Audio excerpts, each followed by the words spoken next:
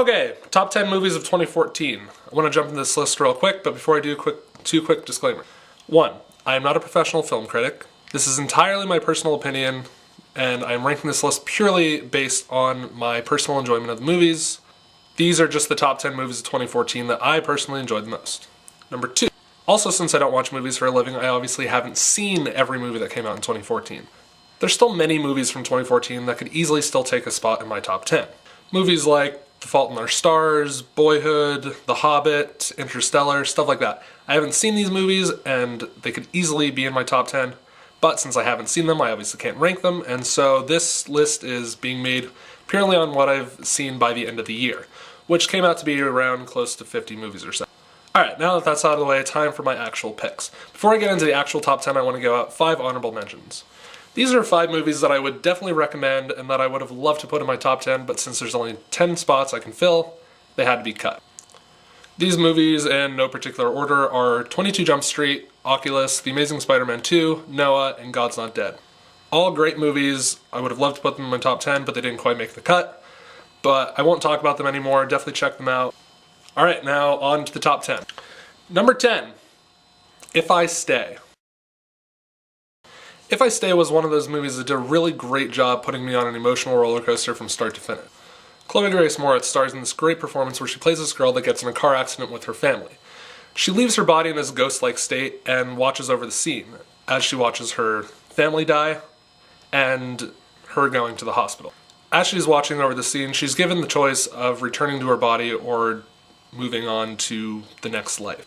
Does this great job of making conflict where she can either choose to die and leave her boyfriend behind that she loves, or return to living and live as an orphan. I don't want to spoil any more, but this was one of the best emotional rides of 2014, and definitely check it out. Number 9, Neighbors. Neighbors is my favorite straight-up comedy of 2014, and it's hard to explain why a comedy is good other than just say it's funny. It's basically Seth Rogen and Rose Byrne playing this married couple that has a frat house moving in as their new neighbors, and just this giant war starts between them. It's freaking hilarious, so much that I've actually gone to see it in theaters twice, which I rarely do. I also need to give big props to Zac Efron in this movie, who gave one of the best comedic performances I've seen in a while, which was surprising from him. Number 8, Edge of Tomorrow. Edge of Tomorrow is basically on my list purely because of its really cool concept. The story is that there's been an invasion of these creatures called mimics, and humanity is trying to fight back. Tom Cruise is thrown in the mix, only the kicker is that every time he gets killed, he wakes back up at the beginning of the day, resetting everything, but keeping the memories of what went down. It's a really cool concept, and it made for a really entertaining sci-fi action movie. Number 7, How to Train Your Dragon 2. How to Train Your Dragon 2 is a great example of how to make a sequel just as good as the original, and it's just another great animated movie from DreamWorks. It does a really great job of building upon what made the first movie so awesome, taking the story of Hiccup and Toothless in interesting new direction. I don't actually have a lot to say about this movie, but it's an awesome movie and it definitely deserves a spot in my top 10. Alright, number 6, Guardians of the Galaxy.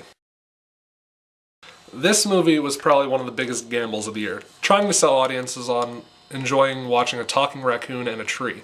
Still, Marvel continues to knock it out of the park, giving us a modern-day space epic just like Star Wars. I do have a few small issues with it that can easily be fixed in the sequel, but for the most part it's really funny, it's got a great cast, and it's just got some awesome space action and visuals. The most important thing about this movie is that Marvel took one of their least known properties, no one had ever heard of it, and they made it into one of their most well-known properties now by just simply making an awesome movie that everyone enjoyed.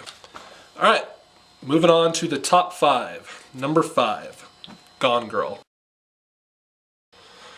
David Fincher is one of the best directors working today, and Gone Girl is just another excellent movie added to his already amazing body of work. It has a great cast with Ben Affleck and Rosamund Pike in the lead roles delivering just amazing performances. Hell, Tyler Perry is in this movie, and he's great in it. That's when you know. But yeah, Gone Girl is an awesome thriller that keeps you on the edge of your seat throughout, and it just has some really fantastic plot twists all throughout. So I don't want to talk about it too much without spoiling it, but you're always going to be wondering what happens next. It's just also really creepy at times, and it has some great commentary on modern-day marriage and the impact of media on our lives. You don't want to miss this one. Number 4, The Lego Movie. The Lego Movie ranks so high on my list purely because of its originality and what it's able to do with it. I never thought a movie about Legos could do so well, much less be this awesome. Actually, everything is awesome. It has great animation, a surprisingly awesome story, some really funny moments, and just all around basically everything that the 10-year-old kid inside of me wanted to see. Oh, and it has Batman, which makes everything automatically way more awesome. Moving on to number 3, Dawn of the Planet of the Apes. Dawn is an awesome sequel to Rise of the Planet of the Apes, which was already a great reboot to the franchise. This movie is exactly what summer blockbusters are supposed to be. It has a slow start in the beginning, but for good reasons, because it's trying to build tension throughout the whole movie. For a long time in the movie, you can just feel the increasing tension between the apes and humans, and you know that eventually the crap is going to hit the fan. And when it does, it hits hard. And it's awesome. As in, apes with machine guns on horseback awesome. Great action, great story, and especially great motion capture acting from the people that are making these apes seem so lifelike. This is not only one of the best movies of the year, it's also the best Planet of the Apes movie since the original. Number 2, Captain America: The Winter Soldier. Yes, I'm a huge comic book fan, and so superhero movies almost always find a way into my top 10. So maybe I am a bit biased on this one, but I feel like Captain America: The Winter Soldier transcends being just a superhero movie, and is actually just a great movie. It has a ton of really cool spy espionage, and just easily some of the best choreography for fight scenes I've seen in a movie in a long time. Since Captain America doesn't have actual superpowers, things like knives and bolts can hurt him, and it just raises the stakes so much in the movie. The Winter Soldier himself is also one of the coolest villains that Marvel has had in a movie in a long time. I actually consider this a perfect movie all around, and it's my favorite Marvel movie right behind the Avengers. So, finally, number 1. Number 1, my movie of the year, Wild. Wild is a movie I wasn't even really that excited to see. I wasn't looking forward to it. I kind of just saw it on a whim, actually. But when I walked out of the theater, it winded up being my favorite movie of the year. It's just a perfect movie in every way. It stars Reese Witherspoon playing Cheryl Strayed, and it's based on her true story of going on a 1,000-mile hike across the Pacific Coast Trail to try to recover from like a recent catastrophe in her life, trying to put the pieces of her life back together again.